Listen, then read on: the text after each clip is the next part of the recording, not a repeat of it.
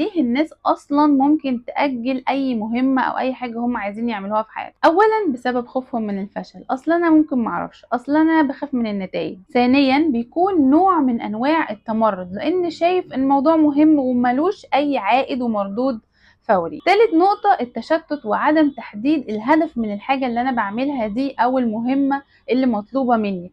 أو مثلا إن تكون الحاجة دي مبنية على حاجات تانية المفروض إن أنا أعملها، فابدأ إن أنا تايه ومش عارف أنا أبدأ منين، والمهمة بالنسبة لي زي الجبل كده اللي مش عارف أخلصه، فبهرب بسرعة. وأقرب طريق ممكن أسلكه هو طريق التأجيل. خلاص مش مهم، خليها بكرة. طيب أنا كده عرفت ليه بنأجل. السؤال بقى الإكليشيه جدا أو السؤال الأزلي، كيف نتخلص من التأجيل؟